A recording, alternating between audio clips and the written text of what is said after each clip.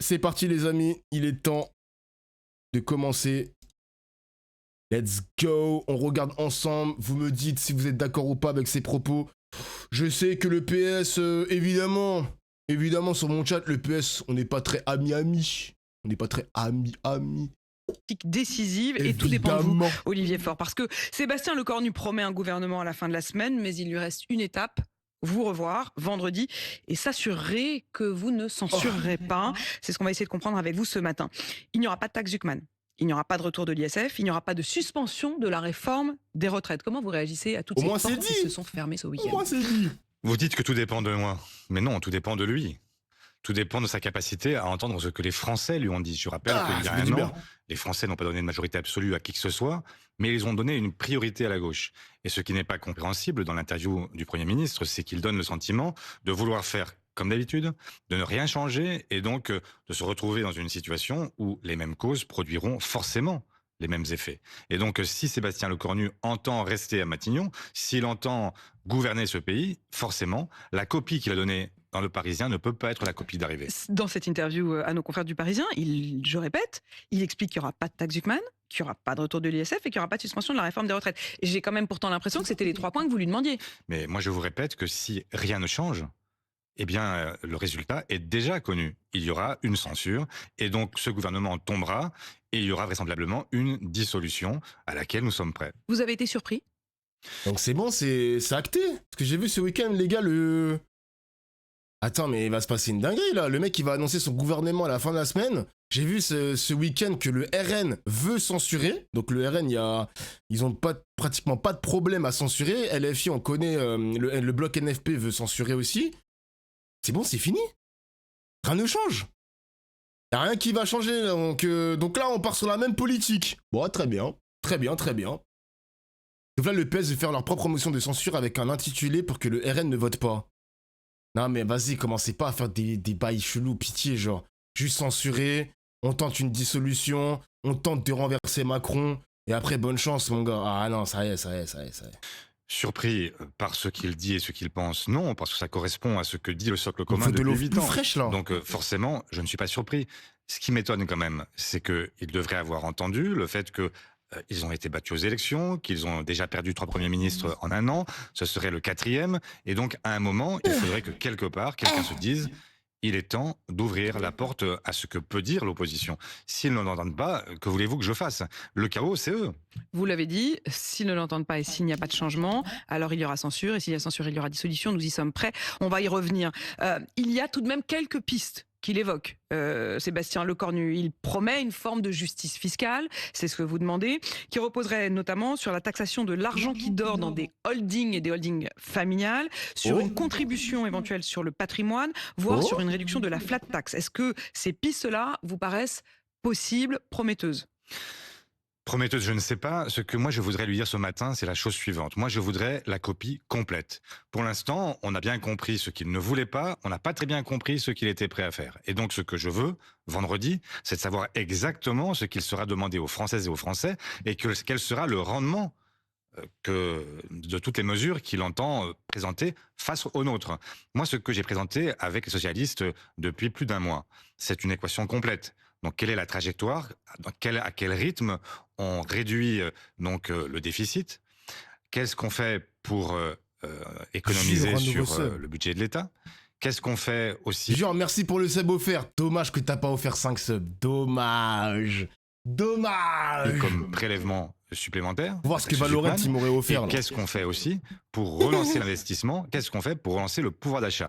À ces conditions-là, on peut discuter. Pour l'instant, on a compris simplement ce qu'il ne voulait pas. Mais ça veut dire que si il arrive à vous démontrer vendredi que la taxation davantage des holdings, alors l'argent qui dort, ça voudrait dire avoir mis de l'argent dans des holdings qui sont censés normalement être une sorte d'avant-poste des Valorant, ils ont fait un sub. Oh les crevards Valorant, c'est trop une dinguerie. Mais merci Lenny pour le sub, merci mon gars, les 5 subs offerts. Ça marche, évidemment que ça marche. Mais Valorant, gros crevard. Ah les crevards, un sub seulement. Putain les rats quoi. Dans les entreprises, non, si en fait c'est une manière juste d'échapper à l'impôt et de faire dormir de l'argent, alors cet argent serait taxé. Si la contribution sur le patrimoine, si tout ça rapporte autant que vous espériez de la taxe Zuckman, alors vous pourriez dire oui. Oui. Mais Oui. la Dans réalité, ce cas-là, c'est vous que... direz oui. Mais bien sûr, mais la réalité, Ça veut dire, non mais, pardon, ça veut dire que c'était pas taxe Zuckman ou rien. non, ça veut dire que je veux de l'argent qui permette d'épargner les Françaises et les Français de la classe moyenne et des classes populaires. Parce que ce que les ultra-riches ne payent pas, ce sont tous les autres qui le payent.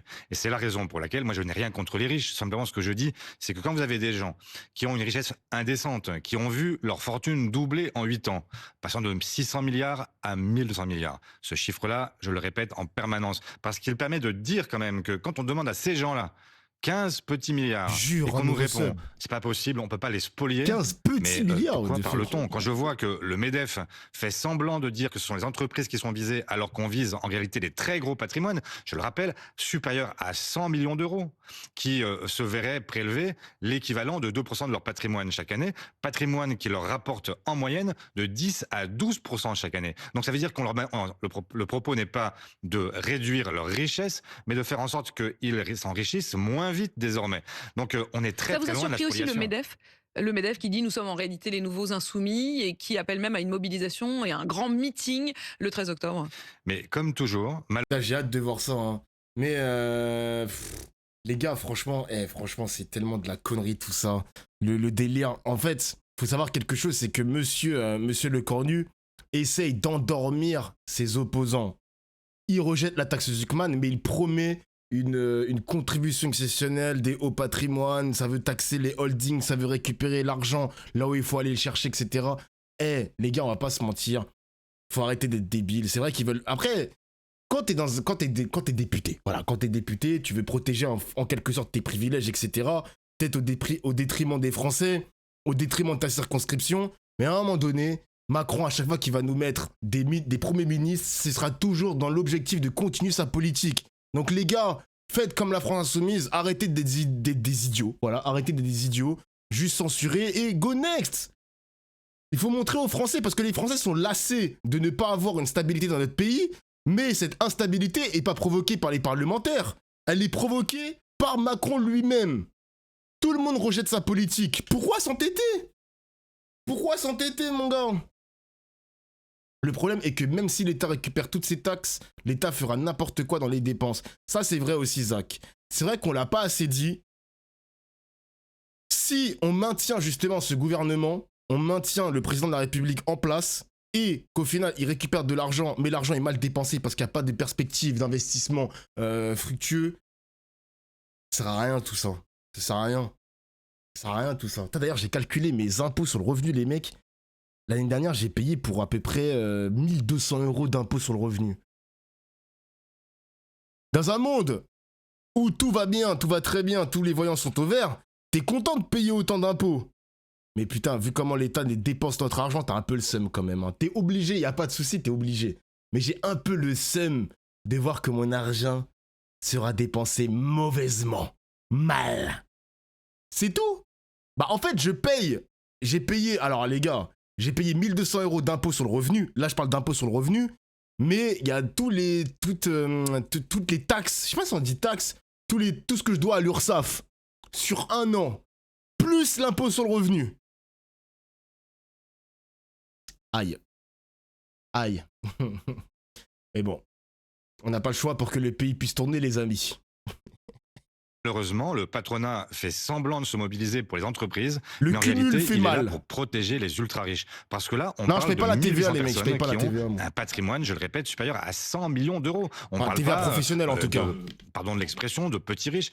Le problème, c'est que même avec ce que nous avons fait nous-mêmes avec l'ISF, qu'est-ce qu'on faisait? On attrapait les petits riches, mais les ultra riches, eux, échappaient à l'impôt. Et donc, c'est tout l'objectif de la taxe Zuckman, c'est effectivement de faire en sorte que En ce fait, soit vous reconnaissez ceux qui vous-même sont... que l'ISF était pas très bien ficelé. Je reconnais le fait que l'ISF ne touchait pas les ultra-riches et qu'il y avait là un problème, c'est que les ultra-riches qui optimisent, qui se réfugient dans des holdings dans lesquels ils placent leurs biens, pour que les gens nous comprennent, le jet privé, il appartient pas à l'ultra-riche. Donc il n'est pas appartient à la taxé société. parce qu'il ne Il est fait pas taxé. partie de son patrimoine. Bien sûr, de la même façon que tel particulier, que le yacht, etc. Tout ça est complètement exclu en réalité de ce qu'est le patrimoine reconnu de l'ultra-riche. De la même façon que les savent des revenus qui sont des revenus très faibles par rapport au montant de leur fortune, pour justement ne payer que très peu d'impôts sur le revenu, et que ça donne tout ça au final. On en a un impôt en France qui est normalement progressif, plus vous êtes riche, plus vous payez. Eh bien, avec les ultra-riches, c'est l'inverse. Il est dégressif. Olivier Faure, comment on fait pour que les Français gagnent mieux leur vie?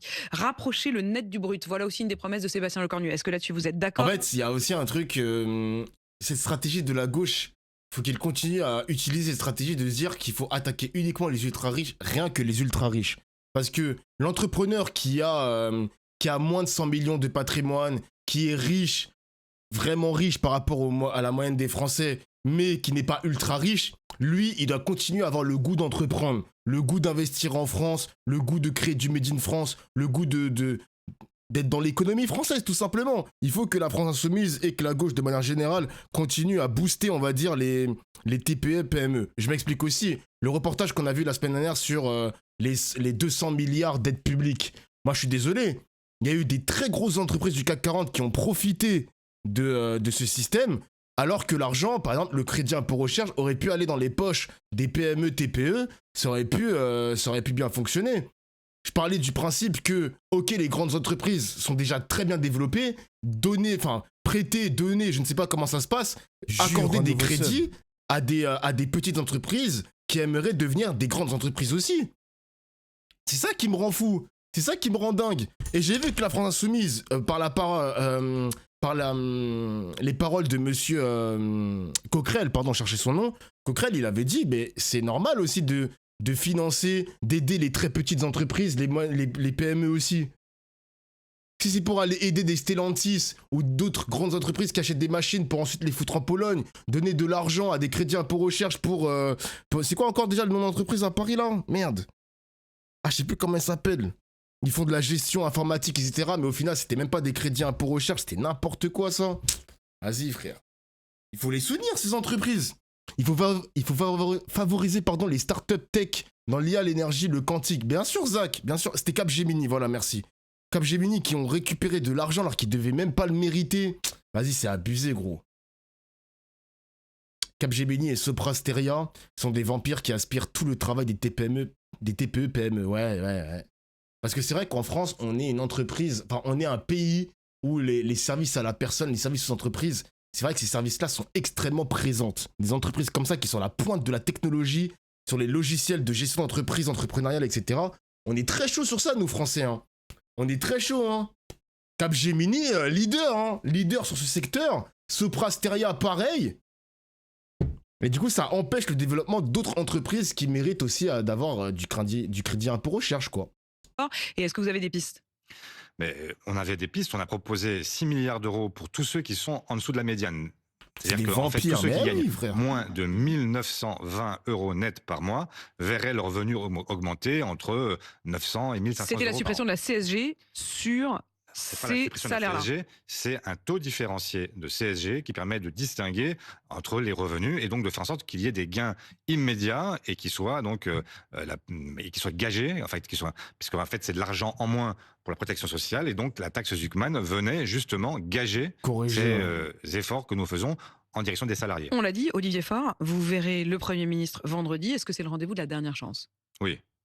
Il n'y en aura pas d'autre, ça. Vous dites c'est à prendre ou à laisser. Vendredi, soit il nous convainc, soit il est censuré. C'est simple. Jeudi, les Français vont à nouveau manifester. Vraisemblablement, dans des conditions, j'y serai, comme la dernière fois. Et donc, qui vont manifester. Et rappelez-vous qu'on a eu entre 500 000 selon la police, 1 million selon les organisations. Enfin bref, une grosse manifestation assez inédite dans la mesure où il n'y avait plus de projet sur la table et que le Premier ministre venait même de dire que les jours fériés ne seraient plus retirés, 2 jours fériés ne seraient plus retirés. Et donc cette mobilisation importante manifeste quelque chose qu'il faut entendre. Il y a une forme d'exaspération dans ce pays et il y a la volonté d'aboutir à une justice fiscale. Le lendemain, vous voyez le Premier ministre. Le lendemain, les syndicats, sous la forme de l'intersyndicale, seront réunis et seront donc reçus ensemble par le Premier ministre. Est-ce que c'est de bonne augure que le rendez-vous avec vous soit effectivement le lendemain et justement dans la foulée des syndicats? Est-ce que ça veut dire que déjà, au moins sur la forme, il a compris quelque chose, le Premier ministre, d'après vous? En tout cas, ce qu'il doit comprendre, c'est qu'il y a aujourd'hui des gens qui défendent le monde salarié, qui défendent aussi les petites entreprises, qui défendent aussi celles et ceux qui se battent et qui travaillent et qui ne veulent pas être ceux qui subissent les rentiers. Et donc, nous devons aujourd'hui être en mesure de dire que, effectivement, si des efforts doivent être produits, ils doivent d'abord reposer sur la rente, sur la spéculation, sur ceux qui, aujourd'hui, se comportent comme les assistés de la République. Olivier Faure, l'un des proches de Sébastien Lecornu, dit dans la presse ce matin, il faudra accorder une victoire au PS. Est-ce que vous voyez cette victoire venir ? Mais je ne sais pas, moi je ne veux pas une victoire pour le PS, c'est pas le sujet. En gros, ce qu'ils sont en train de dire, c'est mais- qu'il faudra que vous puissiez sauver la face Mais je veux pas pour sauver vous la permettre face. de ne pas Mais c'est censurer. là- c'est Est-ce là où que il c'est se là qu'il y a un trompe. grand malentendu avec Il y a vous un grand- Plutôt basé son discours à Olivier Faure. Bah, pour l'instant, les gars, c'est basé, il n'y a pas de problème. Son sujet sur le rapprocher le net du brut, bon, pourquoi pas. Il y a un viewer, il a très bien expliqué. Le problème de Monsieur Faure, c'est qu'il est mou, les mecs. Tu sais, ça manque de ce député un peu punchy. Merci Abelion pour le sub, merci mon gars. Ça manque un peu de punch, de punchline, de punch, de phrases un petit peu qui sort un petit peu de son cadre politique normal, tu vois. Il faut un peu monter en grade, mon gars, monter en degré, ça y est, toi aussi. Il est très mou, le député, mais pour l'instant, c'est basé ce qu'il dit. Pour l'instant, il n'y a pas trop de problèmes, mes oreilles ne sifflent pas. RAS. Je préfère ça à un député qui crie et qui hurle pour rien. Bon, il n'y en a pas beaucoup de députés qui crient et qui hurlent pour rien, genre pour rien carrément. La plupart des députés, ils ont des idées à faire passer, non? Je sais pas. Malentendu, je passais ma journée d'hier, j'ai fait les vides-greniers dans ma circonscription. Et Vide donc, grenier. Quand vous bien vous fasse. imaginez, voilà, des centaines de gens qui viennent me parler de ça. Qu'est-ce qu'ils me disent? Ils me disent non pas on veut sauver qui que ce soit, ils disent faites en sorte que cette semaine, quand vous verrez le Premier ministre, eh bien, il y ait enfin un renouveau, un espoir qui permette à nous, qui sommes des gens très ordinaires, de voir un peu de lumière, parce que ça fait quand même Mais longtemps est-ce que qu'on la a l'impression que lumière, ce pays est entré dans la dépression. Voilà. c'est de taxer davantage les riches ou c'est de faire en sorte que eux gagnent davantage? Ah, mais c'est de faire que eux gagnent davantage. Mais vous l'avez bien compris aussi, c'est que si vous voulez que l'immense majorité gagne davantage, il faut qu'elle soit moins prélevée. Et donc, tous les impôts qui étaient prévus par François Bayrou, Jure, et un avec nouveau le gel du barème de l'impôt sur le revenu, qui aurait fait rentrer des ménages dans l'impôt sur le revenu, qui aurait augmenté les impôts de tout le monde, sauf pour les ultra-riches, eh bien, la question qu'ils posent, Merci, c'est là de pour le savoir sub. si eux vont être à Merci, nouveau merci. les indons de cette mauvaise farce, ou si, justement, on va chercher l'argent du désendettement et de la capacité de nos services publics à fonctionner chez celles et ceux qui se sont beaucoup enrichis et qui ont les moyens. Est-ce de que les venir en aide à tout le dindons monde. de la farce, comme vous dites, ce n'est pas vous, les socialistes? En tout cas, c'est ce que considère Jean-Luc Mélenchon. Il l'a écrit ce week-end. Il a bien trimballé les nigauds. Il, c'est Sébastien Lecornu, et les nigauds, c'est vous. Il ne leur donnera rien, de l'espoir non plus, car il dit renoncer à débaucher des candidats ministres dans les groupes politiques qui ne soutiendraient pas le gouvernement. Mélenchon, Adieu ça vos ouf. vaches et volailles à plumer pour Brun et Gage, par exemple, députés socialistes.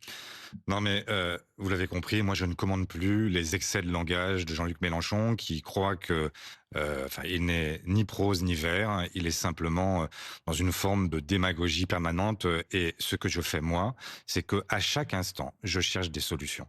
Je pourrais moi aussi faire le grand numéro de ils sont méchants, ils sont la droite, etc. et on n'avancera pas. Moi ce que je veux au contraire, c'est qu'à chaque étape, nous puissions essayer de trouver des solutions pour les Françaises et les Français. Si nous ne les trouvons mais pitié. pas, nous censurerons. Si nous les trouvons, nous maintiendrons. Voilà, c'est tout. C'est aussi simple que ça. Mais en fait, ce qu'il faut comprendre, les gars, moi je veux bien que Mélenchon il utilise des formules. Il est obligé d'utiliser des formules fortes pour espérer faire ouvrir les yeux aux personnes qui votent PS et aux membres PS eux-mêmes. Il est en train de t'expliquer. Putain. Cassé. Il est en train de t'expliquer que faire une réunion avec le Cornu ne servira à rien. Tu perds ton temps. Zarma, on avance là. Mais ouais, on n'avance pas, mon gars. On va pas avancer. Vendredi, vous allez voir, les mecs. Hein, je vais le prédire. Peut-être que je vais même stream vendredi, on verra. Vendredi, Olivier Faure va annoncer que le gouvernement, enfin, que son groupe, pardon, va censurer le gouvernement parce que Monsieur Lecornu n'a pas coché tous les critères imposés par le PS. Je vous spoil, les mecs. C'est ce qui va se passer vendredi. c'est ça.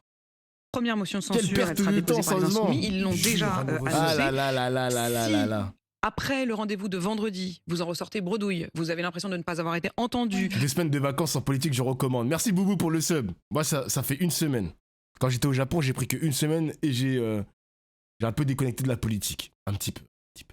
Que même sur cette histoire de taxer l'argent qui dort dans les holdings, Mon maillot. il n'a pas le compte, alors vous pourriez vous associer à la motion de censure des Insoumis. Mais nous verrons, et si le compte n'y est pas, nous déposerons une motion de censure. Votre propre motion de censure ? Bien sûr, et nous prendrons nos responsabilités, nous ferons en sorte que eh bien, ce gouvernement tombe s'il ne veut pas entendre ce que lui disent les Français. Ça veut dire que vous préférerez avoir votre motion de censure que vous associer à celle d'LFI ? Mais je ne sais pas ce que dira la motion de censure des LFI. Je sais par contre ce que nous dirons. Nous dirons que nous avions un projet concret, ce que n'a pas fait LFI, n'a pas fait cet effort-là. Il faut que dans l'année et demie qui vient, nous sachions dire comment est-ce qu'on va à l'élection présidentielle. Et nous avons posé sur la table un projet qui est parfaitement défini, avec une trajectoire budgétaire, avec des économies, avec aussi des nouvelles recettes, et puis un plan de relance. Vous n'avez plus rien à voir avec d'investissement, LFI. etc. En fait, vous n'avez plus rien à voir avec LFI. Mais Ça suffit de vous en parler, quoi. Il n'y a plus rien. Mais c'est pas qu'il n'y a plus rien, c'est que en fait, je n'en peux plus d'être en permanence interrogé sur des gens qui font de la communication à outrance, mais qui ne proposent rien. Moi, ce que je dis, c'est que dans un moment comme Propose rien. Ah, tu comprends. celui-là, c'était quand même il faut... vos alliés, quoi. C'est-à-dire, si vous êtes aujourd'hui JPP, il a dit, dans ce plus. groupe, dans l'Assemblée, c'était élu sur une liste commune. Vous étiez ensemble. Enfin, je veux dire, c'est quand même normal et légitime qu'on vous interroge. Ah mais je vous refuse pas de m'interroger. Vous étiez le nouveau Front populaire. Je dis simplement que à un moment, quand on a un leader qui se comporte comme il se comporte et qui a pour principaux adversaires les autres partenaires de gauche et qui en oublie même jusqu'à l'extrême droite et la droite, je dis effectivement qu'il y a un problème. Il ne peut pas. Petit quand même, hein, petit. LFI qui ne travaille pas, LFI qui a dans le collimateur la gauche mais pas le RN. Ah, c'est petit quand même, hein. On peut très bien mettre un chargeur, 2 balles, on met des vannes, on met des polémiques, on essaie de démasquer l'extrême droite et le PS. Y a pas de problème, hein. Bizarre la métaphore de la balle, c'est bizarre un peu. Kriegbau. Passer sa vie entière à parler du reste de la gauche. Moi, je ne. J'ai toujours voté PS, jamais de la vie je voterai LFI. Le PS attire les vrais hommes de gauche. Lui, ça fait un moment, les mecs. Hein. Tu sais, ce gars-là, il est abonné à ma chaîne Twitch depuis pas longtemps. Je pense sincèrement que c'est un mec. C'est un faux drapeau. Je pense que c'est un faux drapeau, lui. Je pense que c'est un bon droitard derrière ce pseudo. Très bizarre. Très bizarre. Infiltré 100% les mecs. 100%. Ça fait un moment que je regarde ses messages sur ma chaîne Twitch. Il est très suspect. Très suspect. Je parle pas de lui, ça ne m'intéresse pas, je ne suis pas en train de chercher. Et c'est vrai qu'il a passé le week-end à parler de vous les nigauds, le ramassis de vieux sectaro cassoulet. Oui, mais moi je ne cherche pas à antagoniser la gauche, je cherche à dire qu'il y a un chemin possible pour la France et c'est très différent. Avez-vous vu une différence entre Sébastien Lecornu et François Bayrou ? Oui, sur la forme, sur la méthode, sur, je pense, l'attitude. Comment sur la forme ? La forme du corps de Lecornu et Bayrou. Ouais, c'est bizarre, suspect un peu, non ? Sur la forme du Premier ministre qui donne le sentiment de vouloir discuter. De bide. Le problème, c'est pas simplement la méthode, c'est aussi le contenu. Et pour l'instant, je ne vois pas de changement. S'il n'y a pas de chemin possible où vous puissiez avoir au minimum une bienveillance à l'endroit de ce nouveau gouvernement. Je vous arrête tout de suite, il n'y aura aucune bienveillance. Moi, je ne suis pas. Le fait de ne pas censurer, c'est pas de la bienveillance. Non, la seule chose qui m'intéresse, c'est de savoir si les Français, les classes populaires, classes moyennes, les gens ordinaires, vont être pénalisés par ce budget ou pas. Et donc, est-ce qu'on fera tourner le service public ou pas ? Est-ce qu'on fera en sorte qu'on puisse redonner du pouvoir d'achat au plus grand nombre ? Et si ça fonctionne pas, est-ce qu'il vaut mieux dissoudre ou est-ce qu'il vaut mieux juste censurer et passer au suivant ? Moi, je pense que dans ces cas-là, c'est le président de la République qui décide, mais peut-être que la dissolution sera le seul moyen d'arriver à remettre les compteurs à zéro. Plutôt que de passer au suivant. Et si c'est pour que le suivant revienne et nous dise la même chose que le précédent, ça sert à rien. Olivier Faure, vous avez compris, vous, le jugement contre Nicolas Sarkozy ? Oh. Oui, je comprends qu'il y avait une affaire grave de corruption de nos élites, et en l'occurrence d'un ancien président, qu'au bout de 10 années d'enquête, les juges ont considéré qu'il y avait une condamnation sur la base de l'association de malfaiteurs contre Nicolas Sarkozy. Et moi, ce qui m'indigne aujourd'hui, parce que je crois, comme lui, que la France a été humiliée, mais pas pour les mêmes raisons. Ce qui humilie la France aujourd'hui, c'est de voir qu'une partie du monde politique a décidé de faire la peau des juges. Et moi, je crois que dans un état de droit, justement, on doit s'en tenir à respecter la séparation des pouvoirs, respecter la liberté de la presse, respecter des décisions de justice qui sont parfaitement Sur motivées. cette question de l'état J'ai vu d'ailleurs que Macron en a fait un tweet, les mecs, hein, ça a leaké. Alors faut savoir que le nom de la juge a fini sur internet. L'extrême droite a évidemment parlé il y a le nom, prénom, le passé un peu du juge, des juges, surtout la juge, la magistrate en question. D'ailleurs, TF1, les amis, je fais une petite parenthèse.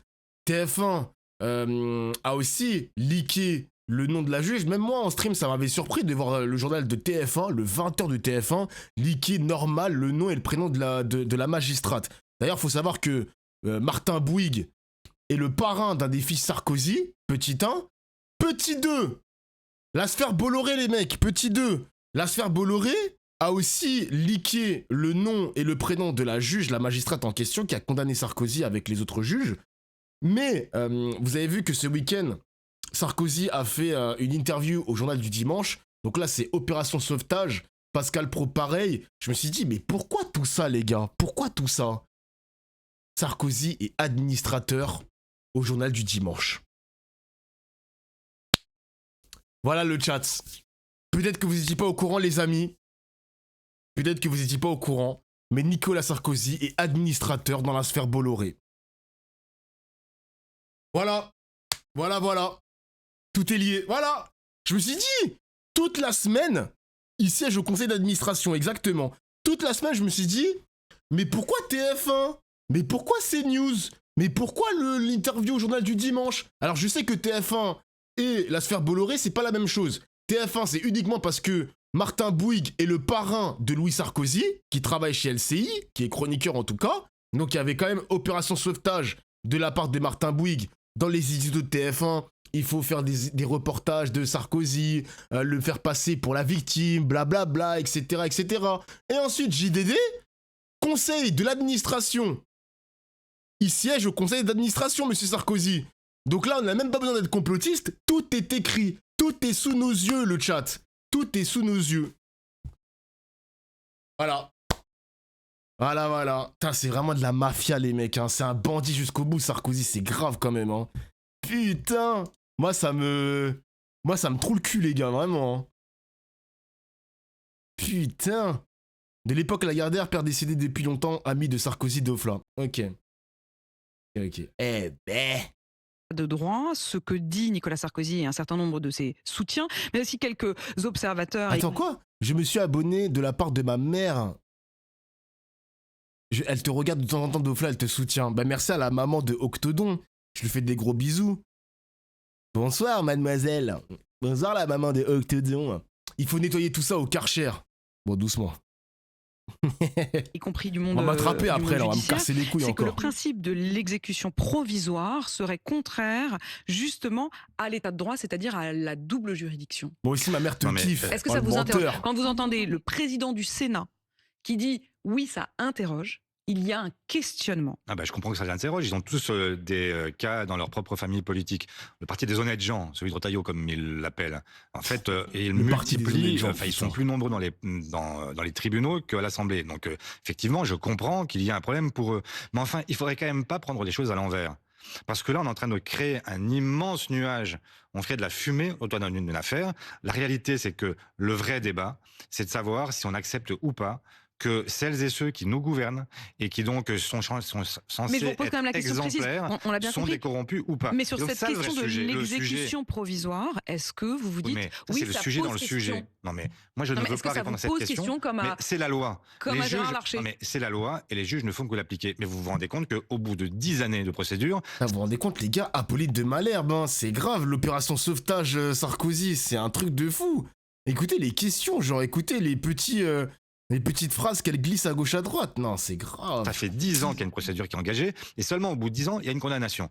Et donc là, si vous dites qu'il n'y a pas d'exécution provisoire, ça veut dire qu'en fait, vous repartez en appel, peut-être qu'encore 10 ans pendant lesquels vous aurez en fait... Donc en fait, c'est une réponse à la lenteur de la justice. Ben, c'est une réponse tout simplement à la lenteur de l'instruction, parce que c'est difficile d'instruire un dossier pareil. Je comprends parfaitement que ça ait duré longtemps. C'est logique qu'on cherche à s'assurer... Nicolas Sarkozy, il considère même que ça a eu un impact politique. Voilà ses mots hier. Je rappelle rappelle que j'ai perdu la présidentielle de 2012 de très peu. Il parle notamment de la question du faux document qui serait faux, ou en tout cas dont on ne peut pas prouver la véracité, pour être tout à fait précis et utiliser les mots du tribunal. Il dit le faux de Mediapart y a joué un grand rôle. Qui réparera cette injustice? Il estime même que, au fond, l'élection de François Hollande de 2012 serait fragilisée. Non, mais vous vous rendez compte? C'est quand même, enfin, cette façon What? de chercher systématiquement à retourner tous les arguments. La vraie question qui est posée, c'est est-ce qu'il y a eu un moment des collaborateurs de Nicolas Sarkozy qui sont partis voir, y compris un homme qui était accusé de terrorisme, qui est à l'origine de cet attentat sur le beau-frère de DC-10 de l'UTA, qui a Kadhafi. causé la mort de 170 morts. Vraiment, est-ce qu'on peut remettre les choses à leur place et se redire les choses telles qu'elles se sont passées? Moi, ce que je vois, c'est que à chaque fois que la justice condamne un homme ou une femme politique, eh bien, la droite remet en cause la justice, Merci. alors qu'elle est celle qui, en permanence, appelle à plus de sévérité et à ce qu'il y ait une tolérance zéro. Eh bien, Merci, la tolérance Olivier zéro, Faure. c'est pour tout le monde. Merci Olivier. Eh oui. Faut-il abolir l'exécution provisoire? Il y a un mec, il a très bien dit, hein. Il a très bien résumé. Les droitards pour une justice plus stricte et rapide, sauf pour eux. Exactement, les gars, exactement. Causer la mort de 70 morts, j'aurais pas dit mieux pour le coup.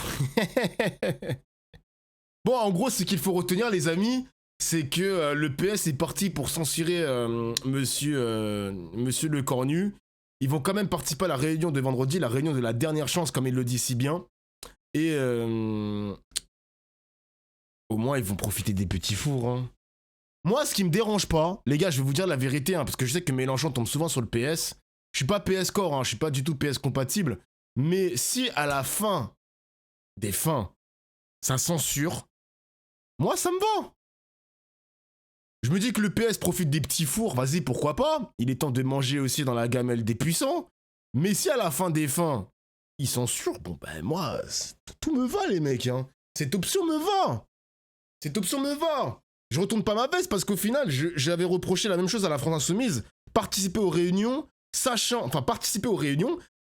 je sais que vous allez censurer, partez du principe que vous allez censurer, profitez des petits fours et du caviar à 500 €, et puis après, partez. Merci, mais non merci, monsieur Le Cornu. Tout simplement.